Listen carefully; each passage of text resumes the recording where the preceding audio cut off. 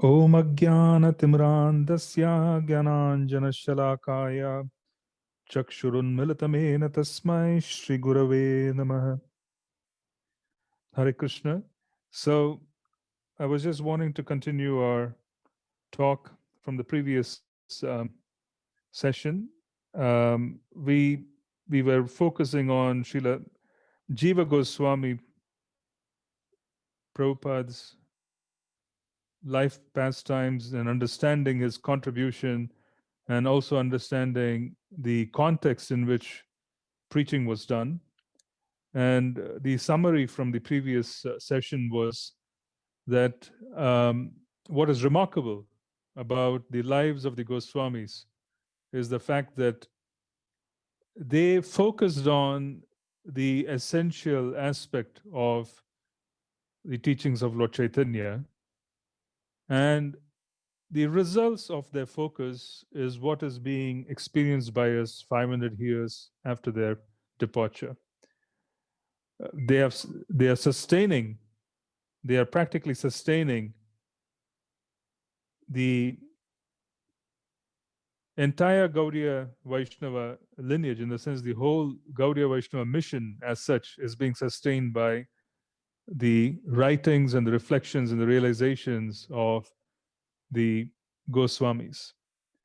And what is fascinating is that they focused on the essence. The essence is to chant Harinam, and the essence is to observe the principles shared in Srimad Bhagavatam. Srimad Bhagavatam is distinct, and it is called the flawless scripture. It is also called the natural commentary of those who are focused on wanting to move away from the topics of mundane existence. It is a natural commentary on the Vedanta Sutra.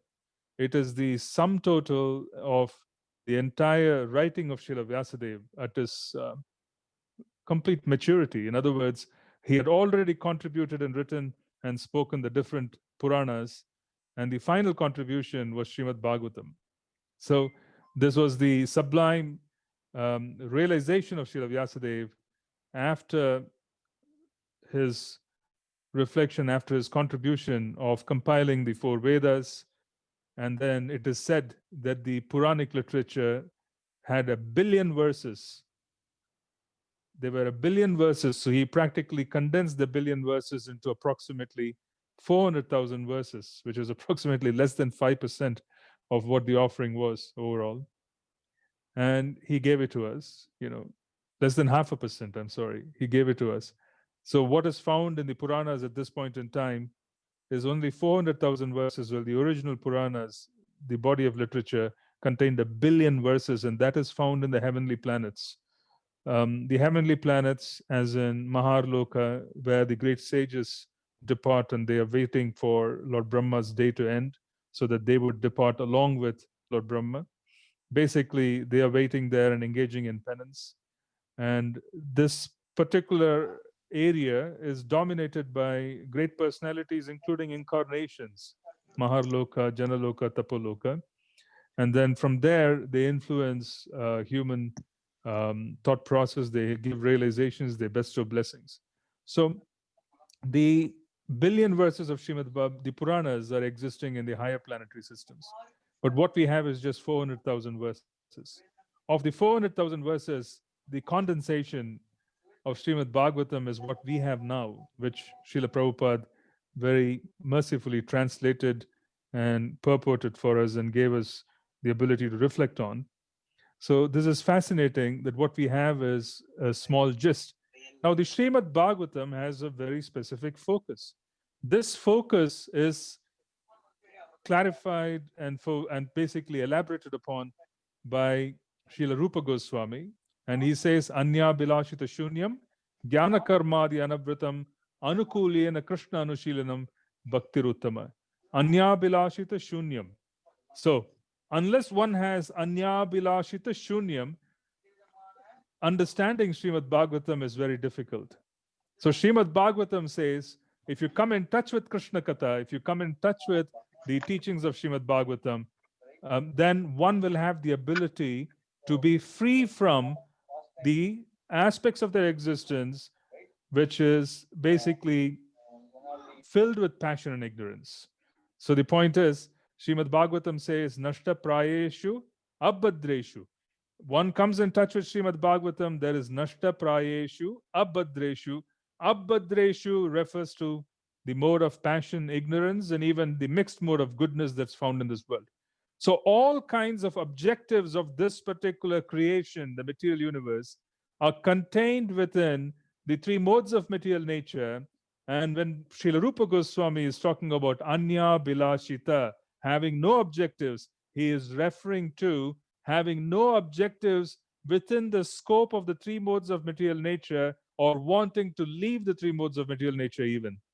That's why he says, Anya Bilashita Shunyam, Jnana Karmadi Anavritam. The objective cannot be fruitive desires, the fulfillment of fruitive desires, because you would be selling yourself very short. One of the things that we want to reflect upon is the fact that 20 years, 30 years, how many ever years we have on the planet, we will all have some kind of regret about not accomplishing something or the other. This is natural. We would all reflect back and say, we could have done this better, or we could have done something else better. Maybe if I had done what I had planned to do, then my life would be better and I would have probably achieved a lot more.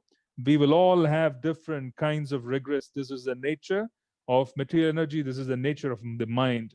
The mind has capacity for acceptance and rejection, sankalpa, vikalpa.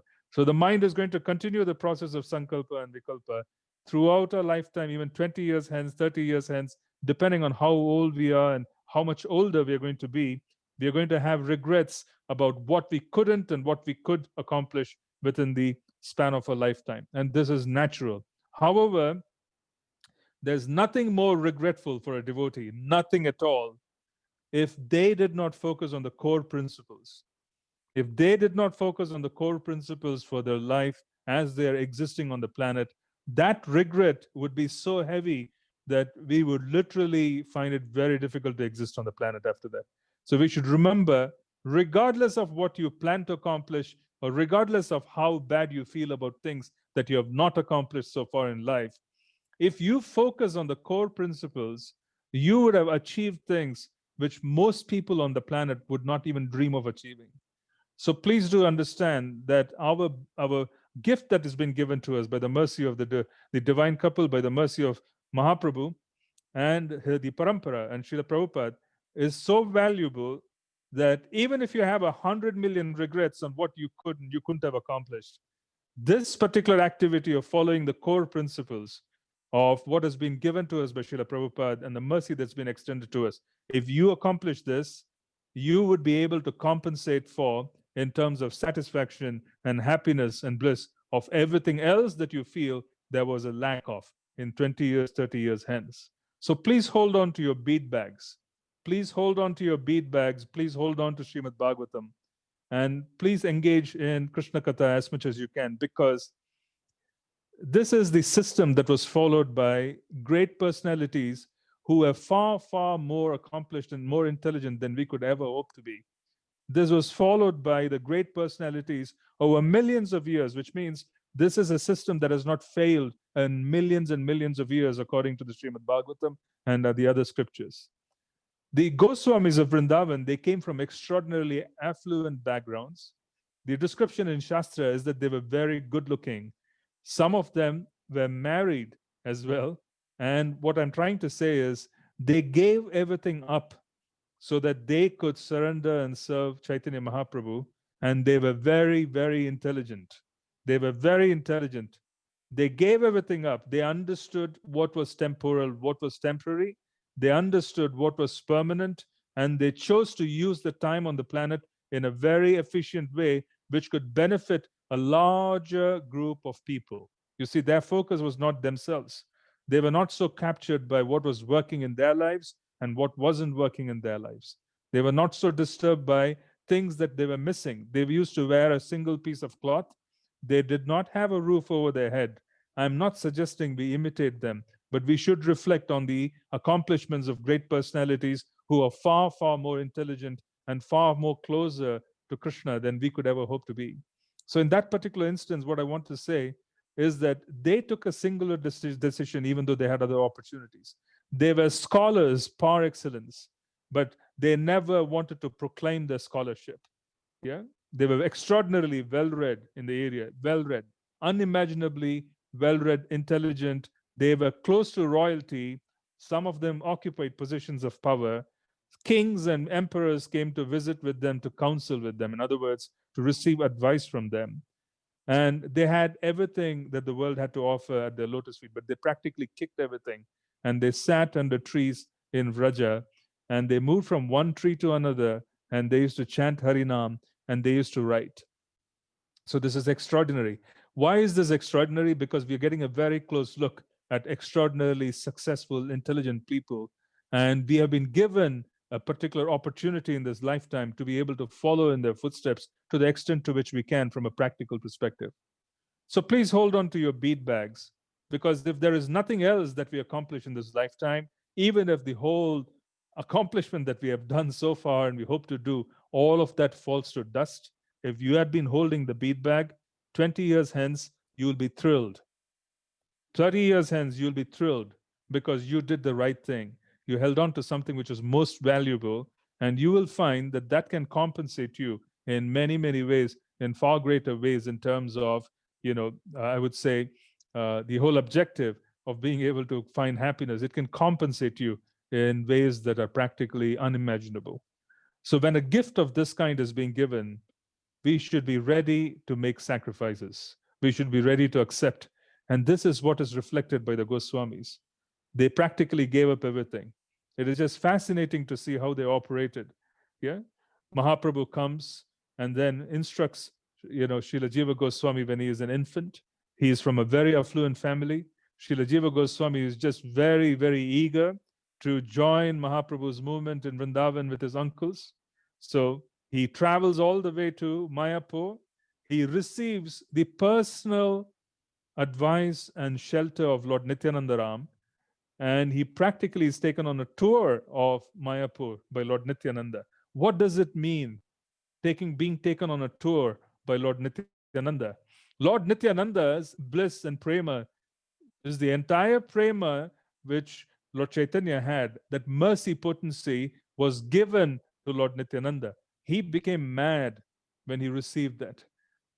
His behavior was erratic, and then he couldn't even take on this extraordinarily blissful prema that was bestowed upon him. In other words, Mahaprabhu practically told him, go spread this mission. Here, this is basically what you're going to spread. So the storehouse of prema was given to Lord Nityananda. Yeah, he is Balaram. So he took that prema, and as a consequence, whoever was around him, they would actually have spillover benefits. They will go crazy with prema because it used to spill over from Lord Nityananda Ram.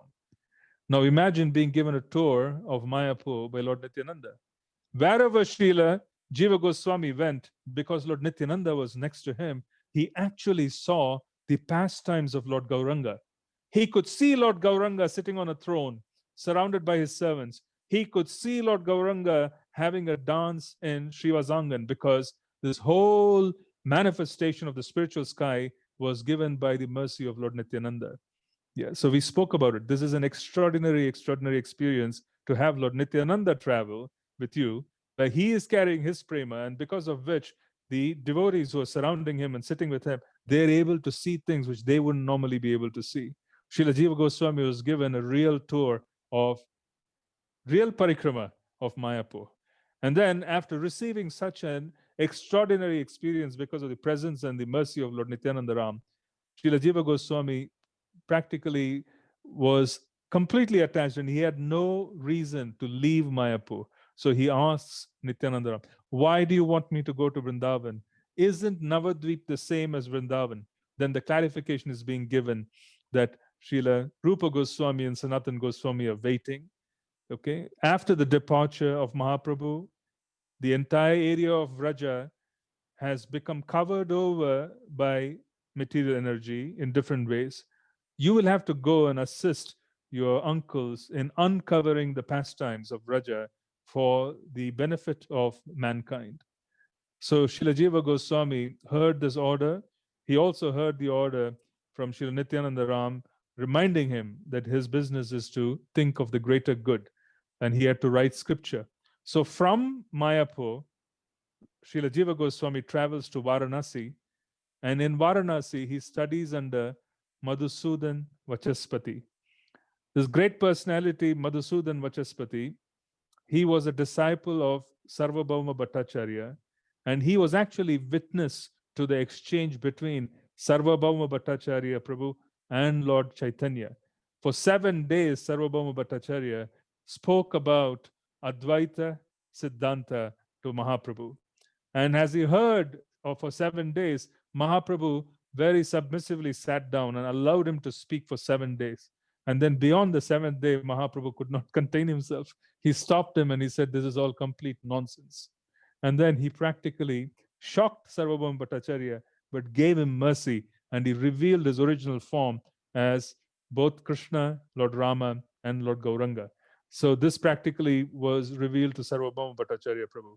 Now, this Madhusudan Vachaspati, he was a witness to this exchange between Mahaprabhu and Sarvabhauma Bhattacharya. And then after Sarvabhauma Bhattacharya accepted Mahaprabhu's shelter, was given Mahaprabhu's shelter, and he accepted it, Madhusudan Vachaspati was ordered to go to Varanasi, which is Kashi. And Kashi is a place, Varanasi is a place which is dominated by the Advaitins. It was dominated by the followers of Shankaracharya. So he practically wanted to go there, and Mahaprabhu basically instructed him to go and then start the whole process of teaching Vedantas, teaching the approaches of philosophy, so that he could give the presence of what I would call as the Gaudiya Vaishnavism could be felt in Varanasi. Because each and every person who was instructed by Mahaprabhu carried Mahaprabhu in their hearts. Their hearts were filled with Lord Chaitanya's glories. And wherever they traveled, they took this mercy along. And then when they went to Varanasi, Madhusudan Vachaspati, he was there and he was carrying Mahaprabhu in his heart. And as a consequence, even though he was externally teaching to the Siddhanta and Vedanta Sutras and the other aspects of scholarly work in terms of the philosophical approaches, internally, because Mahaprabhu was present in his heart fully and he was dominating him, he was also giving mercy. Now, Srila Jiva Goswami went and met with Madhusudan Vachaspati. And from Madhusudan Vachaspati, he learned the different approaches of commentaries of the different acharyas. So he learned about the work of Srila Madhvacharya. He learned about the work of Srila Ramanujacharya. And once he became completely conversant with all of this, he then left for Vrindavan and he came to Vrindavan Dham. In Vrindavan, he became a disciple of Srila Rupa Goswami, who is his uncle, but he became a disciple. He is the only known disciple of Srila Rupa Goswami. And everything Srila Sanatana Goswami had and everything Srila Rupa Goswami had was just offered to Srila Jiva Goswami. He was tutored by them, he was taught by them. So there are many wonderful instances of exchanges between all of these great devotees. There are different examples that are being given. Different examples where there is one particular story where there was, I think there was there was a challenge which was being posed by a poet and a Sanskrit scholar, and he had a habit of wanting to go from one scholar to another and then saying that if you cannot defeat me in debate, you must write a note and give it to me that you have been defeated and you have accepted me as an authority. So he reached Vrindavan because he had heard about Srila Rupa Goswami and he heard about Srila Sanatana Goswami. He reached Vrindavan, and when he reached Vrindavan, he approached them and told them that I am a Digvijayi, which means I have conquered the entire planet. I've gone in different directions and I've established my scholarship. Now, if you are wanting to debate with me, please, let's debate. And if you're not wanting to debate, you should at least give it to me in writing that I have basically won over you and you are basically submitted to me in terms of my scholarship. He was, I think, an Advaitin. And Srila Rupa Goswami and Srila Sanatana Goswami, they felt that it was a complete waste of time. Why bother with this fellow? Why give him anything? Why give him any room? So they practically wrote down whatever they had to write down and said, you are an authority. You are better than us. We don't want to waste our time, your time in debating.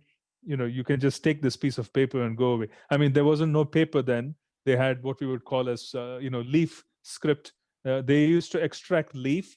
They used to boil leaves. And then those leaves themselves, after they had been cured and dried, used to be used instead of paper. Paper wasn't invented back then.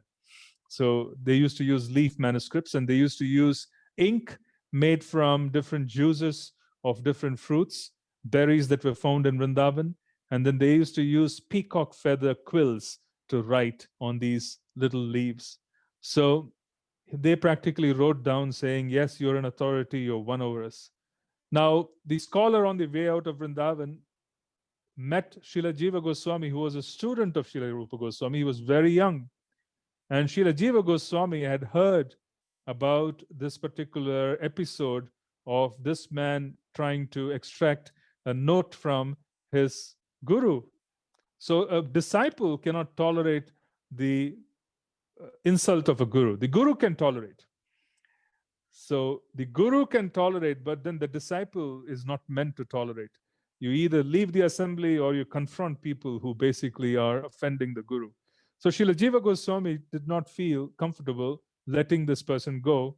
So he said, I'm ready to accept a debate on behalf of my guru. So he sat down, he defeated this particular person. And this particular scholar was so humiliated that he just left. When Srila Rupa Goswami heard about this, he was actually very upset. So he called Srila Jiva Goswami and told him, what is the principal teaching of Mahaprabhu? The principal teaching of Mahaprabhu is Trinadapi Sunichena Tarori Vasaishnuna Amani Manadena Kirtani Sadahari. You have not followed that specific principle. You have not followed the specific principle of Trinadapi Sunichena. Why would you want to establish your scholarship? Because scholarship in itself does not fit into the category of Anya Bilashita Shunyam Jnana Karmadi Anavritam. How can you just waste your time of Mahaprabhu's time in doing this activity? You have no authority to stay in Vrindavan anymore. I banish you from Vrindavan. So Srila Rupa Goswami practically banished Jiva Goswami to leave Vrindavan Dham and stay outside. He was very young, but he was crestfallen, and it is said that he did not eat, sleep. He went to a different part of Vraja. He didn't stay in Vrindavan. He stayed in a different part of Vraja near Govardhan, near Radhakund, near Sri Radhakund.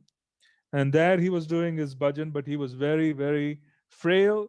He had stopped, intake of food. He was fasting, and he was extraordinarily, extraordinarily weak because of that. And he was performing all kinds of austerities. Srila Sanatan Goswami heard about this instance. So he basically went out in search of Srila Jiva Goswami. And then through the local population, he came to know as to where Srila Jiva Goswami was. Vrindavan and Vraja, those days, it was all very sparsely populated. Because it was so sparsely populated, you had to search for people, which means you had to take the help of local population here and there, and you had to inquire around. So he somehow or the other found Srila Jiva Goswami, and he brought him back. And then, whilst bringing him back, he spoke to Srila Rupa Goswami first. He said to Srila Rupa Goswami, this is Sanatan Goswami, who is very soft-hearted. He spoke to Srila Rupa Goswami first. He said, yes, the principal teaching of Mahaprabhu is Trinadapi Sunichena. But what is the objective of Mahaprabhu's mission? The objective of Mahaprabhu's mission and the essence of Mahaprabhu's mission is to bestow compassion. So it is more important. Compassion is more important than the principle of humility, which means that even if someone is not humble enough, we still have to provide compassion to them so that they could thrive and they could move forward. So the principle of giving compassion and being compassionate is far greater of value as a demonstrative principle than Trinadapi Sunichena. As a consequence, you must forgive Srila Jiva Goswami so that he can come back and learn from us.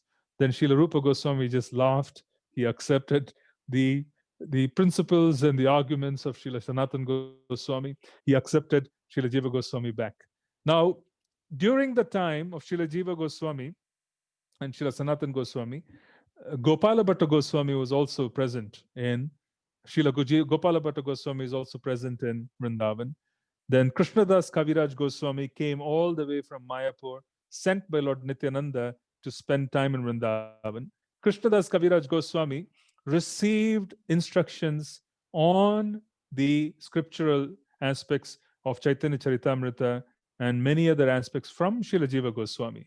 Even today, if you go to Sri Sri Radha Damodar Mandir, the two samadhis are next to each other, both Srila Jiva Goswami and Srila Krishnadas Kaviraj Goswami. They're next to each other. They were actually very close. Even though he was older, they were very, very close to each other because Srila Jiva Goswami was accepted as a Siksha Guru by Krishnadas Kaviraj Goswami. And he received instructions from Srila Jiva Goswami on his work. And the beauty was that they were together, and then you had the other Goswamis of Raghunath Das Goswami and Raghunath Bhatta Goswami. So the 6 Goswamis and Krishnadas Kaviraj Goswami, they were all together those days. Then there was Lokanath Goswami. Srila Lokanath Goswami is the guru of Narottam Das Thakur. He was also present. Then there was the personality of Bhugarbha Goswami. His samadhi can be found in Vrindavan, and this is a full samadhi in Radha Damodar Mandir. He is a personal associate of Lord Gauranga himself. So very, very special personalities. They all congregated in the area of Seva Kunj. So for us, for Gaudiya Vaishnavas, the area of Seva Kunj and the samadhi areas there is super special, simply because all these vibrations of wanting to serve Mahaprabhu for millions of years, all of those vibrations emanated and started from that area of Seva Kunj. Every realization that we read about today in the Bhagavatam, they all originated there. Because the scriptures that were written by Srila Jiva, the most important contribution, everything was important. He wrote a commentary. He practically developed a set of commentaries and books called the Sandarbhas. Sandarbha is translated as treasure, and Sat Sandarbha is the 6 Sandarbhas, which means there is six treasure chests. He practically contributed, he wrote the 6 Sandarbhas. Now, what is the Sandarbha? Basically, the Sandarbha, there are 6 Sandarbhas. So there is Tattva Sandarbha. Tattva Sandarbha establishes the supremacy of Srimad Bhagavatam as the original Praman, which means the entire Gaudiya Vaishnava literature is founded upon the teachings of Srimad Bhagavatam. So Tattva Sandarbha establishes Bhagavatam as a supreme source of Shabda Praman. If you ever want proof for anything, go to Srimad Bhagavatam. That is the whole idea of Tattva Sandarbha. Then you had Paramatma Sandarbha. Then you had the Bhagavat Sandarbha. Then you had Preeti Sandarbha being the last one. Then there was Krishna Sandarbha. So there were practically 6 Sandarbhas that were authored by Srila Jiva Goswami. And of these, the Tattva Sandarbha establishes the supremacy of Srimad Bhagavatam. Then you had the Bhagavat Sandarbha. Bhagavat Sandarbha and the Paramatma Sandarbha and also Bhakti Sandarbha, they established the principles of Sambandha, Krishna Sambandha, and Krishna Sandarbha establishes the principle of Abhideya. Sorry, Bhakti Sandarbha establishes the principle of Abhideya. Krishna Sandarbha also establishes the principle of Sambandha. And then you had Preeti Sandarbha. Preeti Sandarbha establishes the principle of Prayojana Tattva, which essentially means that Prayojana Tattva, which is what do you do after you recognize your relationship with the Lord and after you have recognized the specific activity that you have to perform. Once you recognize the relationship with Krishna, that is Sambandha Gyan, then recognizing the activities that you perform in that particular Sambandha, that particular relationship, that is basically covered in the Abhideya principle. And then once these two are realized, then prema is completely possible, which means that you engage in Krishna prema, because now you have surrendered, you have fallen in love, you have recognized the beloved, you have recognized yourself, you have recognized the idea of surrender for the pleasure of the beloved, then prema flows, and that is Prayojana Tattva. So you had Tattva Sandarbha establishing the supremacy of Srimad Bhagavatam. You had the Paramatma Sandarbha, Krishna Sandarbha, and Bhagavat Sandarbha establishing the Sambandha Gyan. And then Bhakti Sandarbha establishes Abhideya Tattva. Once Sambandha is received, once we know who we are in relationship to the Lord, what is the activity that we need to engage in that is shared in Bhakti Sandarbha, which is how do you perform Bhakti? Bhakti requires love, Bhakti requires surrender. Bhakti also requires the fact that you need to know who you are, you need to know who is Krishna. The eternal identity has to be established. Because how do you love someone if you do not know who you are? How do you love someone if you do not know who they are? So loving someone requires knowledge about ourselves. We also need to know the object of love. Who is the other person? So once we understand these two principles, then there is the concept of what we would call as being able to serve, yeah, and surrender. So Bhakti, Paramatma, and Krishna Sandarbha deal with the principle of Sambandha Gyan. And then you have Krishna, Bhakti Sandarbha dealing with the principle of Abhideya, how to serve. And finally, Priti Sandarbha dealing with the principle of Prayojana Tattva, which is Krishna Prema. This entire body of literature is practically, I would say, an encyclopedia or the foundation of the Gaudiya Vaishnava philosophy. What was known is that Srila Gopala Bhatta Goswami, now everybody should know Gopala Bhatta Goswami. He's one of the 6 Goswamis. And if you've been to Vrindavan, the Radha Damodar Mandir is where Srila Jiva Goswami spent time, and Srila Rupa Goswami was present there. But it is Radha Raman. Radha Raman is the deity of Srila Gopala Bhatta Goswami. Srila Gopala Bhatta Goswami actually did a lot of research into the different Vedanta sutras and aspects and commentaries of different acharyas from different lineages. And he took notes. He also sat down and he heard the lectures of Srila Rupa Goswami and Sanatan Goswami, and he took notes. He compiled all of these and he developed the foundation. That foundation was handed over to Srila Jiva Goswami. That foundation became the Sat Sandarbha. And as a consequence, Srila Jiva Goswami glorifies Gopala Bhatta Goswami in his work, that is where the origin was.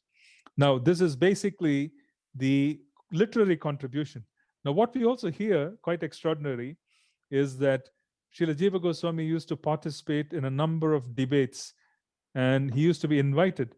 There was one such debate where to establish Krishna consciousness, and there was one such debate where there were a group of devotees from eastern part of India who proclaimed the supremacy of Mother Ganga.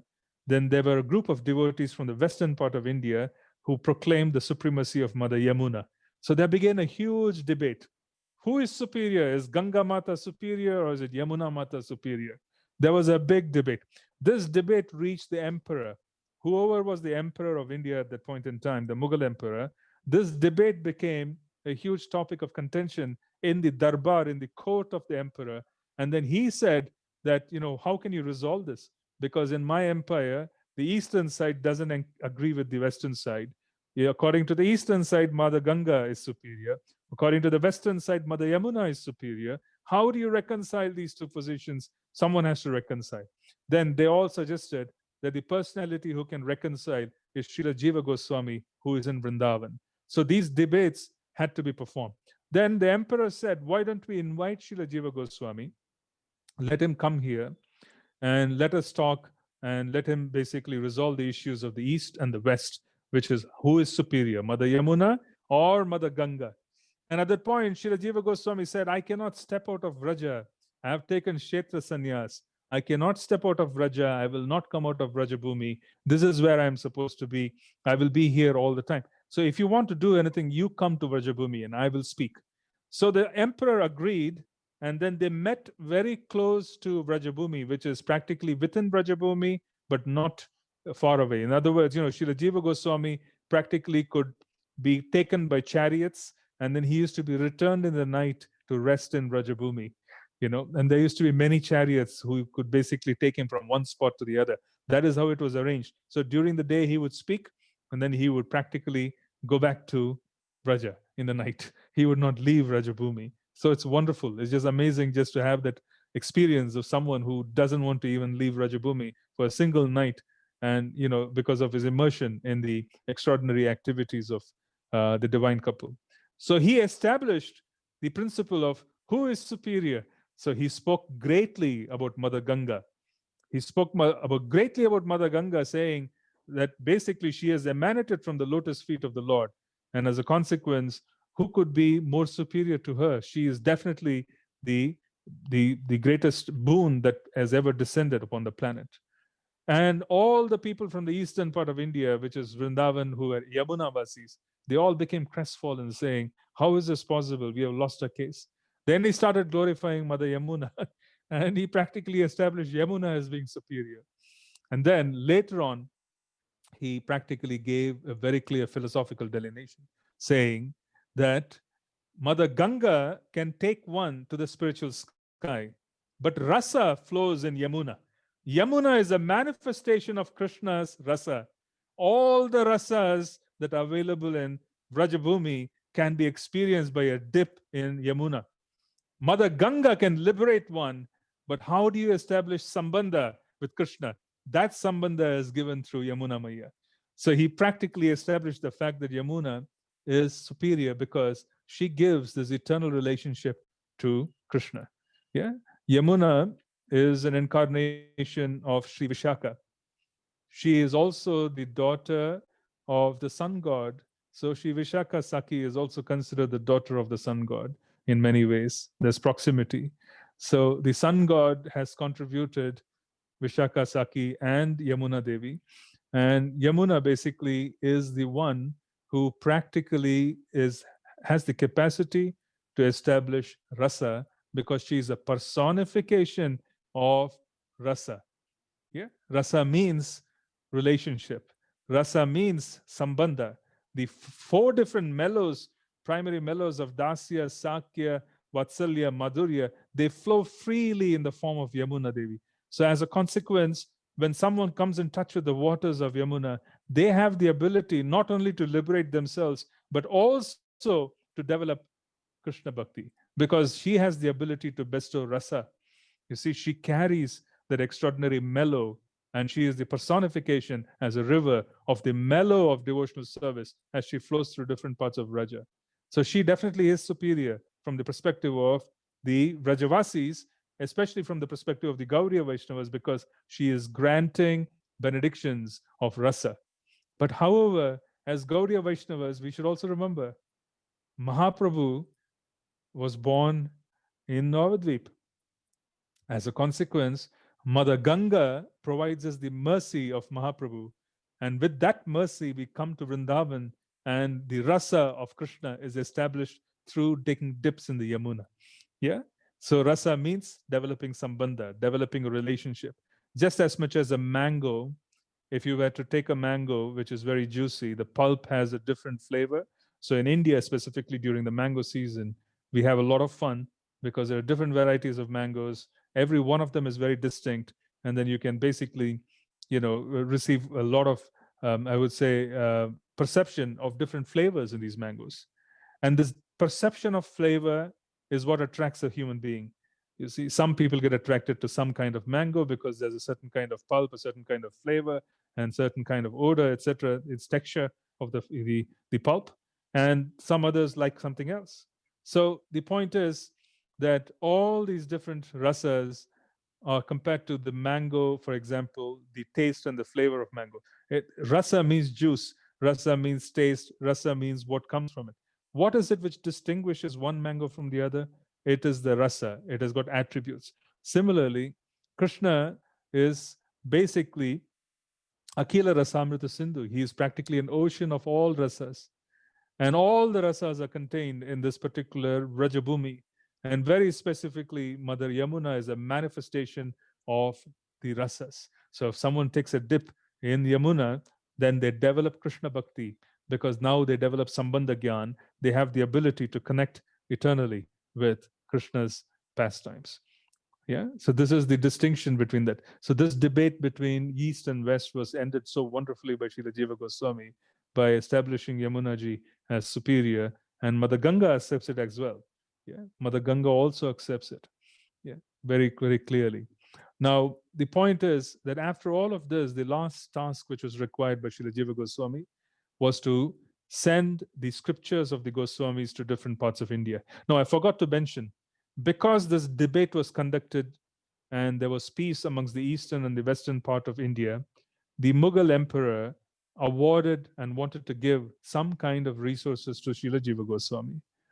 He asked him, what is it that I can do for you as a service, because you have done such wonderful, I would say, seva, and being able to come and then establish the supremacy of Mother Yamuna versus Ganga Devi. So Srila Jiva Goswami said, what is it that you can give me? Because the king of Raja and the queen of Raja are being served by me. They will provide everything for me. What is it that you can give me? I have no needs from you. I don't want to be receiving anything from you. Then the king decided, no, that's not the way it is going to be. I need to give you a gift. And as a consequence, at that time, paper, the paper that we freely use and we throw away, it was so rare that Srila Jiva Goswami was given paper by the king of India, the Mughal emperor, so that he could write Shastra. It is so much easier to write on paper than on leaf. It's a process. So he gave paper. So Srila Jiva Goswami practically had all the granthas and everything else of the Goswamis translated. He put everything down and he packed everything and he sent it through the agency of Srila Narottam Das Thakur, Srila Srinivas Acharya, and Shyamananda Prabhu. He sent it to Bengal and to Odisha and to different parts of the eastern side for distribution. And then he preserved the original granthas. So if you come to Srila Sanatan Goswami's Samadhi, there is something called the Granth Samadhi, and the Granth Samadhi holds the most valued treasure of the Gaudiya Vaishnava Siddhanta, which is all the different scriptures written in different, by the different acharyas. And it has all been captured, it has been kept there. So there's a Granth Samadhi near Srila Sanatan Goswami's Samadhi here in Braj, near the Radha Madan Mohan Mandir. So this was basically the contribution. The contribution was such that Sri Baladev Vidyabhushan wrote commentaries on the Sandarbhas. Srila Baladev Vidyabhushan was the one who established our Siddhanta, and he gave us the Vedanta Sutra commentary called Govinda Bhashya. Srila Vishwanath Chakravarti Thakur took a lot of, I would say, inspiration and foundation from Srila Jiva Goswami and Srila Rupa Goswami. Srila Prabhupada, our Prabhupada, drew whatever he wrote came from the predecessor acharyas in terms of his purports, and he changed a few things to suit the context of the world in terms of the purports, but for most part the essence was drawn from the work of the Goswamis. So the point being that singularly Srila Jiva Goswami, he was so special that he laid out the foundation of the Gaudiya Vaishnava Siddhanta, and he practically did all of this under circumstances that one would call as being very austere. So they had no interest in publishing. They had interest in serving the larger group of mankind. They had deep interest and compassion in wanting to deliver the human society from the clutches of passion and ignorance. They had no interest in publishing. So whatever was written was completely unsullied by any other objective other than the objective laid out by Srila Rupa Goswami. And as of today, whatever was written by Srila Jiva Goswami is what is driving motivation for us as we speak today. So it's just fascinating that 500 years later, the work of someone who sits under a tree and chants very deeply absorbed Harinam will have such a profound effect that it can affect thousands of years of devotees and souls, and their hearts can be transformed by coming in touch with both the life and the work of such great acharyas. So what I'm trying to say is, at least if we were to take anything from this, we should capture the essence that as long as you're able to understand the most important foundational principle of what has been given to us, and we hold on to it with both hands, we would be extraordinarily successful. Regardless of how life goes and how successful or not so successful we are in different aspects of life, we would be extraordinarily successful if we have the ability to hold on to the essential principles as spoken of in Srimad Bhagavatam and as demonstrated by our acharyas. This is very important for us to gain from this. Very, very important. Because oftentimes, people don't realize, practicing devotees do not realize Krishna Prema, the wonderful gift of Prema, which is actually the ability to fall in love with Krishna, which means that you have understood who you are in the spiritual sky, you have understood the Supreme Lord, and you have established connection with the residents of the spiritual sky directly, and you have understood your service in the spiritual sky, and you're able to see spiritual phenomena because you're in love. Premanjana Churita Bhakti Vilochanena. You're able to see spiritual phenomena which practically reinforces our faith to such dramatic manner, in a very amplified manner. All of this can happen with poor relationships at home. It can happen with poor economic situation, which means that we may or may not have enough money. All of this can be established by having poor health. All of this can come with good health, good relationships, and good economic situation as well. So the point is that if you really want to focus on secular, I would say, achievements, then you will really fall short, so much so that it's unbelievable. So there can't be a compromise in what you want to do with life. If you've been given an opportunity to chant Harinam and you're in touch with Mahaprabhu's movement, then grab it with both hands, because if there is anything at all which can be called successful in our lives, regardless of where we are, whether we are very successful or not so successful, the only success which we can really proclaim is the fact that we are connected to Mahaprabhu. Please remember that this is very important, because for us to realize this, it may take a lifetime. So this is very important. So I was just wanting to emphasize that just by the demonstration of people's lives, and you can take role models and you can observe their life. You don't need to basically live like them. You don't need to give up anything and come and then live under a tree. And you don't need to do any of that.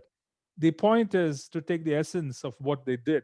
They were highly focused on the most important aspect of life, and they practically lived that way. So this is very important. And here we are seeing the demonstration of Srimad Bhagavatam. Demonstration of Srimad Bhagavatam is very different from reading Srimad Bhagavatam. Living Srimad Bhagavatam is what is observed in these acharyas. Living of Srimad Bhagavatam, they practically lived the essence of Srimad Bhagavatam.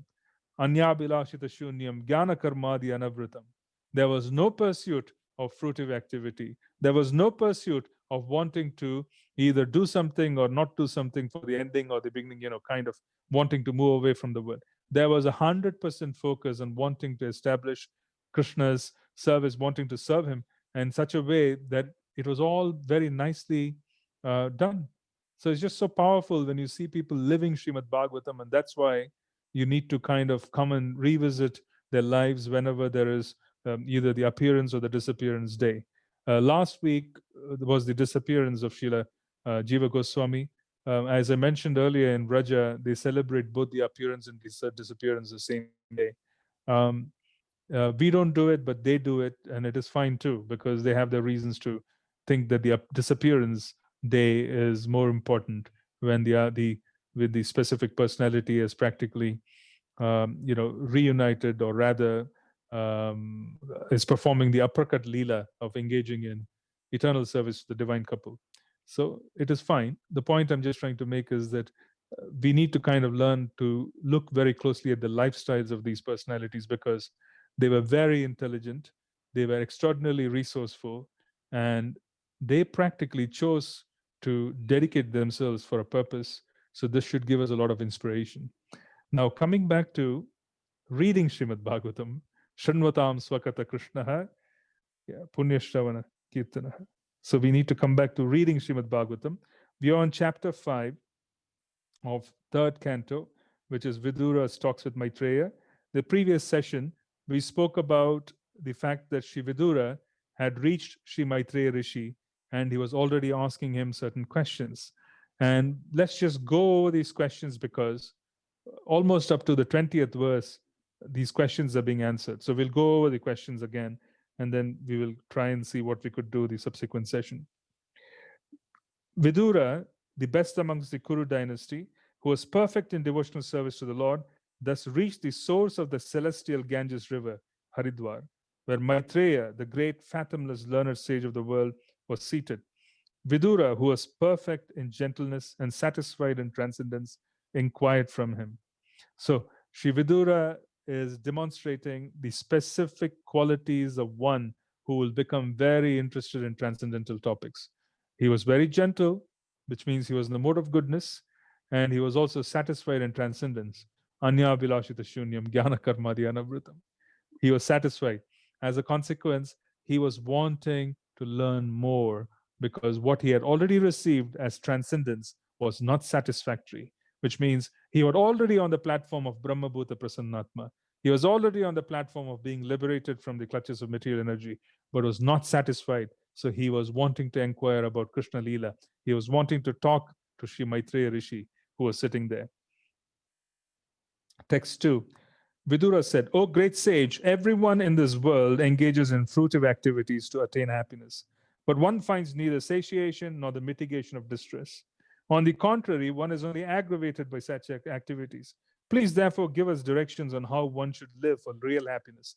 Again, the question is again that either you're searching to do something where you could engage in activities to arrange for something in life, or you are wanting to basically mitigate the distress. But in either situation, you practically find, neither the mitigation of distress, neither do you find any happiness. Yeah, this is basically the fundamental realization of one who has come in search and who has been in the material world. See, this is knowledge. This knowledge of knowing the futility of pursuing things on the planet beyond a certain point. You need to make practical arrangements. Afterwards, Trinadapi Sunichena has to come in. Yeah, practical arrangements have to be made for living life. It doesn't mean we shut our eyes and we say that that's going to get taken care of. But after that, Trinadapi Sunichena has to come in. We need to learn to tolerate. And what is Trinadapi Sunichena? You need to accept that Krishna has made this arrangement for us. We need to become satisfied with the arrangement of the Lord. It does not mean there's inaction. It simply means that the hankering has to stop. The hankering has to stop. The arrangement has already been made. You tolerate the circumstances even if it is not 100%, but then you start focusing on the real principle of life. If you notice, verse 1, verse 2, both of them are very closely resembling and related to Anya Bilashita Shunyam, Jnana Karmadi Anavritam. So this is the basis of Srila Rupa Goswami's work. Srimad Bhagavatam is the essence of activity, which is neither sullied by fruitive activity, neither is it sullied by objectives of moksha. It is purely rasa. It has to do with the activities of the Supreme Lord. So it is very apt that Srila Rupa Goswami established the principle functioning, I would say, if you want to use modern day language, you can say algorithm for us to basically function, for the devotees to function. What is it that you need to do in terms of being able to function effectively, which is Anya Bilashita Shunyam Jnana Karmadi Anavritam. This is the foundational principle of Srimad Bhagavatam. This is the foundational principle of the Gaudiya Vaishnavas as given by Srila Rupa Goswami. And you're finding that principle in every verse of this chapter. Sri Vidura, who practically is situated in transcendence and is very gentle, he is practically saying all that I've achieved is not very happy. I'm not in a very happy state, even if I'm transcendently situated, because I'm missing rasa and I need to find that particular relationship and the sambandha with Krishna. So that is the quest of what is being given by Srimad Bhagavatam. The gift of Bhagavatam is that Bhagavatam takes our hand and places our hand on Krishna's hand. You see, this connection between us and Krishna is established by Srimad Bhagavatam. Sambandha is established. So Sri Vidura is very clear that, okay, so far I'm not interested in any of that because it doesn't make any sense to me. It doesn't solve anything. Verse 3, "O my Lord, great philanthropic souls travel on the earth on behalf of the Supreme Personality of Godhead to show compassion to the fallen souls who are averse to the sense of subordination to the Lord. Therefore, O great sage, please give me instruction on the transcendental devotional service of the Lord, so that he who is situated in the heart of everyone can be pleased to impart from within knowledge of the absolute truth in terms of the ancient Vedic principles, delivered only to those who are purified by the process of devotional service." What is interesting is that Vidura Prabhu is not asking Sri Maitreya Rishi to give him knowledge of the absolute truth. He is telling him to instruct him on transcendental devotional service. Because when you engage in transcendental devotional service, you automatically position yourself to receive realizations. And that is what is being spoken of in this verse. If you read it carefully, Sri Vidura is not telling Sri Maitreya Rishi to speak of the absolute truth. He is telling him, instruct me on devotional service. When someone performs devotional service, then they have the ability to receive the gift of transcendental knowledge and the absolute truth from the super soul, from Krishna himself, who is seated in the heart. This is the beauty. Yeah. Because the heart is purified. Cheto darpana marjanaha. The heart is purified. Nashta prayeshu abhadreshu. If you want to understand it from the perspective of Ado Shraddha Tata Sadhu Sangha, Bhajana Kriya, Anartha Nivritti. So, Anartha Nivritti is done. All the anarthas, all the garbage has been removed. Passion and ignorance have been freed. So, at that point in time, one begins to receive knowledge of the absolute truth from the Lord who is seated within their hearts. So, Sri Vidura is asking him, how do I perform devotional service? How do I perform devotional service? Because if I perform devotional service, the Lord who is seated within the heart will reveal the secrets of the absolute truth. He will reveal secrets about himself. Because without that, I would never have realizations. Sri Vidura is actually finding out the process from Sri Maitreya Rishi. O great sage, kindly narrate how the Supreme Personality of Godhead, who is the independent, desireless Lord of the three worlds and the controller of all energies, accepts incarnations and creates the cosmic manifestation with perfectly arranged regulative principles for its maintenance. So he is wanting him to talk about the incarnations of the Lord. He wants him to talk about the cosmic manifestation. Now, here it is to be understood that Sri Vidura is in great pain due to Krishna's aprakata Leela, which means Krishna basically has performed his Leela of so-called disappearance. And because Krishna has performed that Leela, Sri Vidura is in great pain. So he does not want to hear directly about Krishna. He wants to get to the topic of Krishna by first hearing about Krishna's incarnations, so that the heart becomes more pacified and he slowly, steadily can reach the point of being able to hear about Krishna himself. He lies down on his own heart, spread in the form of the sky, and thus placing the whole creation in that space. He expands himself into many living entities which are manifested as different aspects of life. He does not have to endeavor for his maintenance because he is the master of all mystic powers and the proprietor of everything. Thus, he is distinct from the living entities. Thus, he is distinct from the living entities.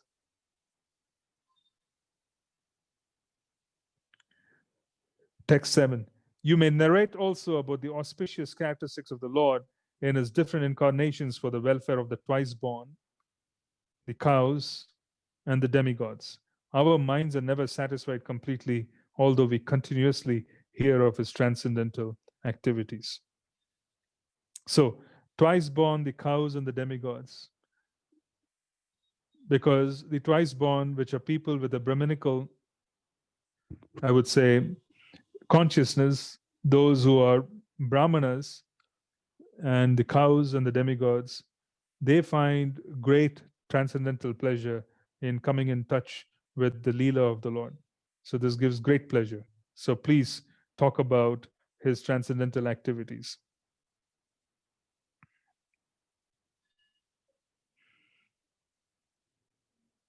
The Supreme King of all kings has created different planets and the places of habitation where living entities are situated in terms of the modes of nature and work, and he has created the different kings and rulers. O chief amongst the Brahmanas, please also describe how Narayana, the creator of the universe and the self-sufficient Lord, has differently created the natures, activities, forms, features, and names of the different living creatures. So he wants to hear about the Purusha avatars. He wants to hear about Lord Narayan, who is the more opulent Aishwarya Rupi form of Krishna. As a consequence, he wants to basically go, tiptoe into the transcendental pastimes of the Lord rather than hear about it directly. And this is helping Sri Maitreya Rishi, who is wondering, how do I start? What should I say to Vidura in these questions? Now, Vidura himself is saying, please talk to me about Lord Narayan. Talk to me about the Purusha avatars. Talk to me about the 4 different manifestations of the Lord himself, Krishna, and then there is Narayan, who is the origin of the Purusha avatars, which is Krishna himself in the idea of opulence, who is wanting to manage his creation. And then we have Jivas, and then we have material energy. Yeah, so all of this is being spoken of. Who in human society can be satisfied without hearing sufficient talk of the Lord, whose lotus feet are the sum total of all places of pilgrimage, and who is worshipped by great sages and devotees? Such topics can cut off one's bondage to family affections simply by entering the holes of one's ears. Yeah. So basically, Geha Ratim, Geha Ratim, Geha Ratim. Geha Ratim is basically, you can say, Geha is family, and Ratim, where one has attachment to family. So attachment is born out of the mode of passion. Affection is born out of the mode of goodness, which means one can do things for the family without being attached of outcomes. Yeah. So the progress from the state of passion to the state of goodness is achieved through the process of coming in touch with Krishna Katha, where this particular illusion is being cut away and one is able to see things as they are and how things should be dealt with. Text 12. Your friend, the great sage Krishna Dvaipayana Vyasa, has already described the transcendental qualities of the Lord in his great work, the Mahabharata. But the whole idea is to draw the attention of the mass of people to Krishna Katha, Bhagavad Gita, through their strong affinity for hearing mundane topics. So,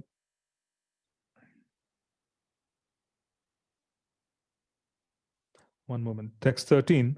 For one who is anxious to engage constantly in hearing such topics, Krishna Katha gradually increases his indifference towards all other things. Such constant remembrance of the lotus feet of the Lord Krishna by the devotee who has achieved transcendental bliss vanquishes all his miseries without delay. If you go back to the discussions, early part of second canto, there is a question that is being raised that sexual attraction and sexual, I would say, sex desire is one of the most, I would say, the most complex of all desires which a human being has to overcome. And how is it that one can overcome such an extraordinarily powerful desire which can overwhelm great sages? Historically, we have seen great personalities being overwhelmed by that. People who are great tapasvis and who had contributed immensely, they were all overwhelmed by the desire. And then in the early part of the second canto, one of the most important instruction that is being given is that meditation on the lotus feet of Krishna can relieve one of such disturbances very efficiently. And here they're using the word misery because it's a miserable condition.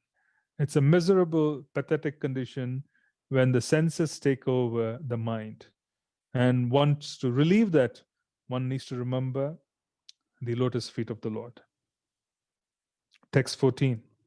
O sage, persons who, because of their sinful activities, are averse to the topics of transcendence and thus ignorant of the purpose of the Mahabharata, Bhagavad Gita, are pitied by the pitiable.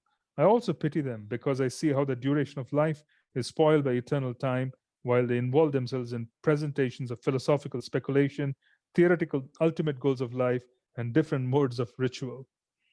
Yeah, this is basically a situation where Sri Vidura is basically talking about the fact that even though the Mahabharata was provided by Srila Vyasadeva to relieve those who are not very refined, in other words, those who don't have intellectual capacity. Because in the previous verse, he's talking about the Brahmanas. He is saying, talk about transcendental topics which can practically give great life to the Brahmanas. Now, the Mahabharata was written in such a way that it is katha. It is actually the most precious of all other writings. The reason why our acharyas, Srila Jiva Goswami very specifically talks about the glories of Mahabharata in the Tattva Sandarbha, where he talks about the fact that Mahabharata indeed is so glorious, and it is glorious because it is practically focused on Krishna, and it contains both the Bhagavatam and the Bhagavad Gita. When we say both Bhagavatam and Bhagavad Gita, the whole idea of Parikshit Maharaj, all the incidents that occurred in the lives of the Pandavas, and then the concept of exchange between Parikshit Maharaj and Sukadev Goswami because he gets cursed by the Brahmin boy. All of that is a part of the Mahabharata in the sense that it is touched upon. So he practically says that glorification of Krishna occurs so fully in the Mahabharata that amongst all scriptures, it is the best of scriptures. This is the opinion of Srila Jiva Goswami. Now, this Mahabharata itself has been rendered so beautifully. It's extraordinarily powerful in so many different lessons and realizations. It's just very powerful. And there's a practical sense to it, and it was written for consumption, or rather, it was described for consumption by those who don't need to have a philosophical bent. If you're interested in politics, you would want to look at Mahabharata. You could gain a few things. If you're interested in various aspects of living, you could come and then take essence of the Bhagavad, many aspects of principles from the Mahabharata on in terms of, what to do, what not to do. There are many, many different discussions that go on in that area as well. Now, but there are those who are so sinful that even when it has been so easily made available, their sinful nature is such that they concoct, they deviate, they can't even come in touch with the Mahabharata. So those personalities are truly pitiable. Yeah, they are really pitiable. Because even when you give them Mahabharata, they enter into all kinds of theoretical discussions which make no sense. Text 15. O Maitreya, O friend of the distressed, the glories of the Supreme Lord can alone do good for people all over the world.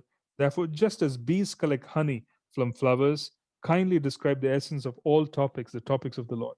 So we'll stop here today, and we will take up the rest from the subsequent week. A large portion of today and even the previous week, we wanted to highlight the contribution of Srila Jiva Goswami. I think it's important that we ever come across our Avirbhav, Tirobhav Tithis of our great acharyas. We should spend some time in reflection. Just so because we can understand their contribution, we can also understand their lifestyle, so that we could imbibe aspects of their lifestyle to the extent practically possible into our own lives. So it's very important for us to reflect on that as well. So we'll stop here today, and we basically touched upon chapter 5. And one of the most important things that we saw with chapter 5, as with any other chapter in Srimad Bhagavatam, is that there's a constant stress on the unsullied nature of presentation in Srimad Bhagavatam. The reason why Srimad Bhagavatam is so powerful, even if you were to come in touch with Srimad Bhagavatam briefly, it is so transformative because it is unsullied. It's not contaminated by any objective of either providing fruitive desires, or it is not contaminated even by the aspect of wanting to be relieved of this problem or that problem. Yeah, it is unsullied, and as a consequence, coming in touch with it is extraordinarily powerful, even if it is brief. And this is practically the foundation of the Gaudiya Vaishnava Siddhanta in terms of Anyabhilashita Shunyam Jnana Karmadi Anavritam. Yeah, because that particular principle is a summary of the Srimad Bhagavatam's objectives. Yeah, so the Gaudiya Vaishnavas, as Gaudiya Vaishnavas, we are very fortunate. We have not been given 100 different books. We have been given Bhagavad Gita, and then we have been given Srimad Bhagavatam. We have been given Chaitanya Charitamrita, which is filled with stories of those who living Srimad Bhagavatam. And we have been given this particular mode of being able to understand how to come in touch with Krishna's Leela. Just as Sri Vidura asked, how do I understand Krishna's Leela? Then he says, because the Lord will reveal his Leela in my heart. He will practically give me realizations of the absolute truth. Because if I engage in transcendental devotional service, he will make everything else possible. So the whole concept of transcendental devotional service is emphasized and is being given to us so wonderfully by our acharyas of engaging in devotional service. So it's so powerful. So the point I'm just trying to make is that every day as we get up, we have so much to be grateful for, so much. So we'll stop here and we'll take questions from you for the remaining part, maybe 15, 20 minutes, and then we can conclude today's session. So if there are any questions, I'm happy to take them.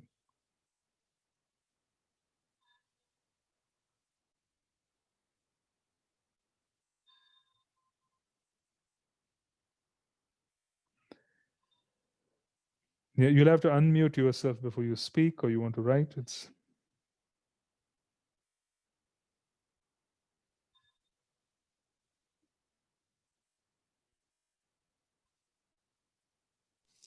Hare Krishna, Prabhuji.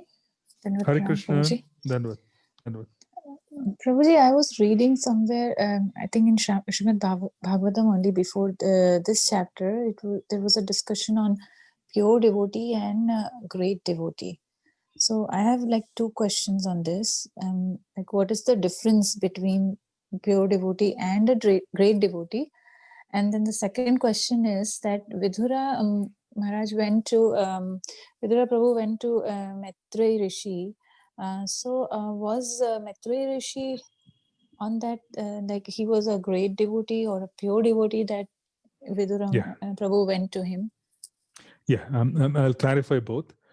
First and foremost, purity, when we talk about purity, we talk about Shuddha Bhakti. Shuddha Bhakti falls in the category of definition given by Srila Rupa Goswami of Anya Bilashita Shunyam, Jnana Karmadi Anavritam, Anukulyena Krishna Anushilanam Bhakti Uttama. Uttama Bhakti is all about following in the footsteps of Srimati Radharani. When we say Krishna Anukulyena, when we say Anukulyena, for us, Anukul, which is favorable, is to follow in the footsteps of Srimati Radharani. Our idea is to basically imbibe and follow the followers of Srimati Radharani. That is basically how we are supposed to do it. So in that regard, the objective is to develop rasa, to develop a relationship with the Supreme Lord. There's neither a desire for gyan, there's neither a desire for what we would call as, fruitive desire. Anya bilashita shunyam, jnana karmadi anavritam. Gyan means wanting to be liberated. That particular concept of wanting to be liberated, wanting to be situated above the material modes of nature, even that is not an objective for the true practitioner. All we want to do is we want to serve the divine couple. After developing a deeper sense of sambandha, in our whole sadhana gives us sambandha gyan, we understand our relationship and we are able to surrender and serve them. Now, in that context, if you look at the previous chapter, Sri Uddhava and Maitreya Rishi both were present when Krishna was disappearing. Rather, he was engaging in the particular leela of unmanifesting his pastimes on the planet. And Sri Uddhava is considered a devotee, while Sri Maitreya Rishi was an extraordinarily advanced yogi, or rather advanced soul, whose objectives were not to develop a relationship with Krishna, but they were more aligned with wanting to leave the material world and go higher to the different planes of existence. So that's where the distinction comes in. So the rasa, or developing a relationship with Krishna, is the objective. So that is what Krishna clarifies to Sri Uddhava. He wants to motivate Sri Maitreya Rishi. He says, Uddhava, because you desired nothing other than wanting to be with me, as I depart, you will also come and join me shortly. This was to motivate Sri Maitreya Rishi on the glories of devotional service and to establish that particular objective of wanting to engage, like Srimati Radharani's servants, in wanting to engage in the servitude of the divine couple. So that motivation is considered to be the foundation of pure devotional service. That is exactly what we're supposed to do. It distinguishes Sri Maitreya from the perspective that he didn't have that objective in mind, but he received that objective during that exchange between him, Krishna, and Sri Uddhava, just as Krishna was going to depart. So that's where this distinction is being made.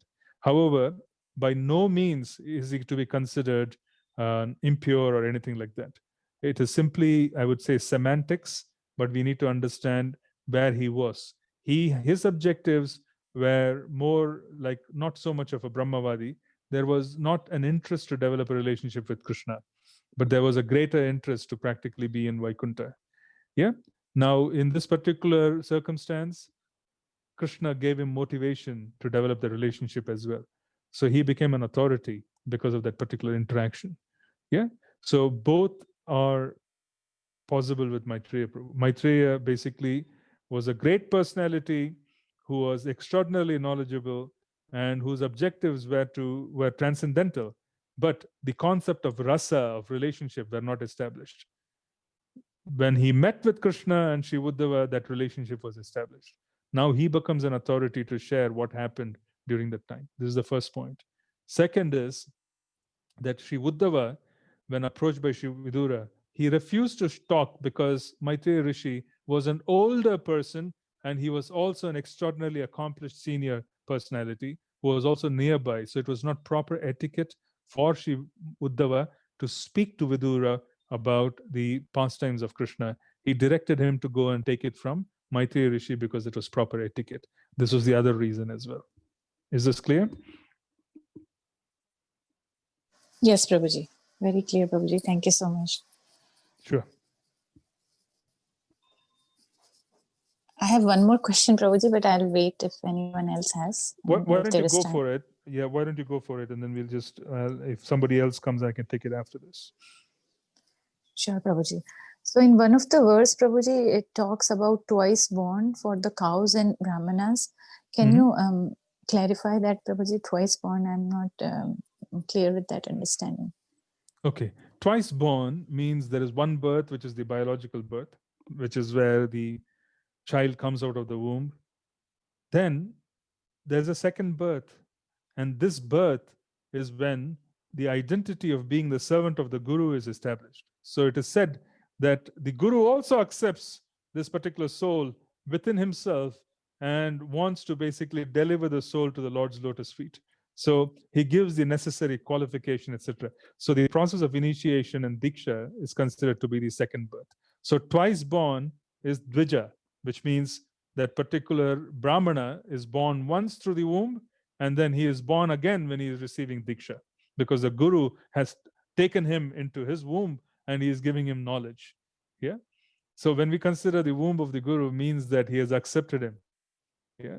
The Guru is also taking, for example, just as a mother accepts, the fetus, and she feeds the fetus by keeping the fetus very secure, and then there's a growth of a child, and the child finally is delivered after 9 months. Similarly, the Guru accepts the disciple, nurtures the disciple, feeds the disciple, and then delivers the disciple to the lotus feet of the Lord. So that is why the second birth is the initiation process of coming in touch with the spiritual father and receiving the Diksha mantras. Thank you, Prabhuji. You've explained so nicely, giving the example of the mother. Thank you. Hare Krishna. Hare Krishna.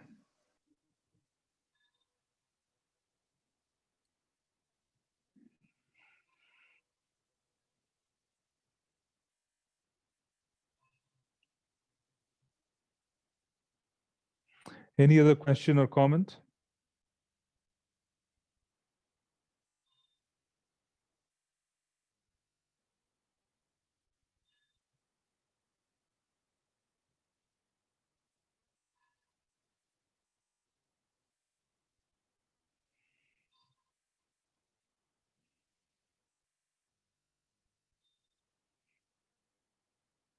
No, let me see. There's something here in chat.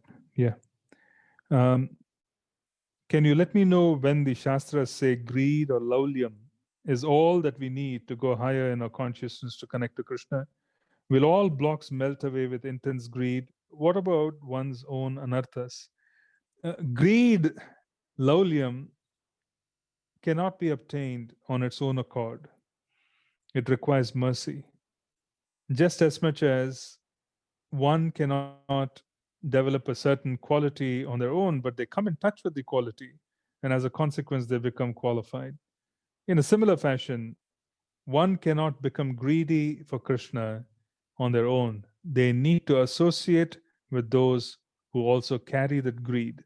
By associating with those who carry that greed, then the sound vibration from those who have that greed, that particular urgency of feeling that they're wasting time and they need to come closer. They're saying, Krishna, I've tried all that I have to try. Krishna, I cannot accomplish anything. I need your help. So now there is greed in wanting to go further. That unless you come in touch with those who have greed, we wouldn't be able to move forward. So this is very important for us to understand. So laulyam is required, but even that has a source. The source is the heart of the devotee who is also greedy. So association is very important. And coming in touch with such devotees, along with working on our own anarthas, we have a very good chance of moving forward. So it's a combination of both. Because if there are anarthas, which essentially mean that there are offenses being committed to chanting of Harinam, one cannot develop greed. It's not possible. Yeah, you can't have two things happening at the same time.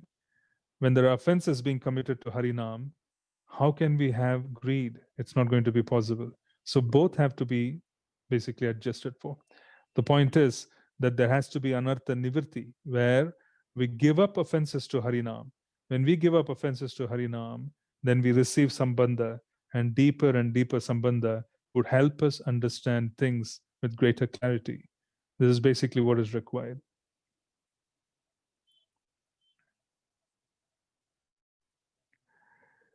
Can you please tell us something about Sheila Raghunath Bhatta Goswami? Yeah, I would love to. Can we do this when his appearance or disappearance occurs? It will be more contextual. And, he is not very well known, but he was one of the greatest exponents of Srimad Bhagavatam during that time. Everybody used to go to him for Srimad Bhagavatam. Yeah. So we will talk about him when we speak of his appearance or disappearance, because it will be more contextual. It will allow us to use that particular day to connect with him as well. Because all these personalities are still very much present and available to guide us. And as a consequence, it all depends on how deeply we can connect with them. All right. So I don't believe there are any more questions. I'll give a couple of minutes before we hang up. One moment. Let me just see.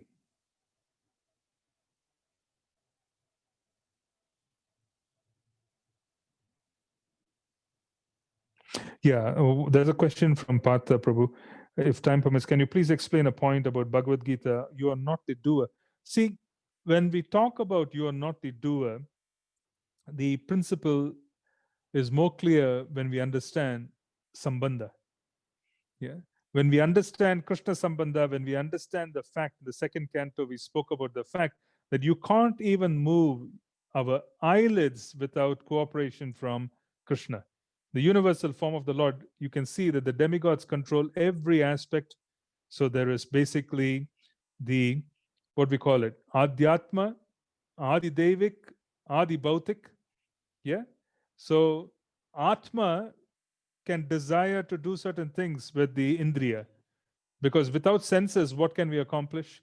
So we are saying, I have a desire, I want to implement the desire. So I'm going to use my senses to do this. This is the desire of the Atma. But then there can be someone who practically can block us, that is Adi Bhautik, yeah, because that particular aspect of that particular, what you would call as Indriya, is controlled by some aspects of elements of nature which can block us. There can be challenges with Adi Devik, which means the Devas who are controlling that particular Indriya, that particular action can block us. So there's a certain obfuscation of information. There is a certain inability to act, even if we want to act, because all of these personalities are connected to the Supreme Lord. Ultimately, He is the cause of everything. So in terms of observing the cause and effect, because his parts and parcels control every aspect of our independence and every aspect of who we are. On our own, we can't accomplish anything. However, that is basically one part of our understanding. The Gaudiya Vaishnava understanding is we should also do our very best. So it is like saying that Mother Yashoda, she strives to hold Krishna. She strives to feed him. He doesn't want to eat, but he somehow or the other chases him and then feeds him and takes care of him. Gaudiya Vaishnava Siddhanta, we don't allow Krishna, and we don't really think that Krishna is doing everything. Even when we are trying to serve him, we try to do our own and we try to do our best. But we also understand very deeply that the results are completely controlled by him, and as a consequence, we offer the results back to him. So that's the Gaudiya Vaishnava Siddhanta. So there's a different feature. So what should we do when we come to hear of this? You are not the doer. You are not the doer to be understood in terms of activity is you do your very best as if it depends on you, but with the understanding that Krishna controls the results. So be very ready to accept the results. That is Trinadapi Sunichena. Yeah, I hope this clarifies. Yeah, thank you so much. Hare Krishna. Hare Krishna.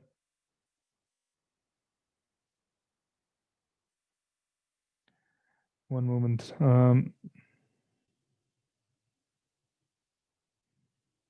List of 4 principles. Ravindra, which principles are you referring to? I'm sorry.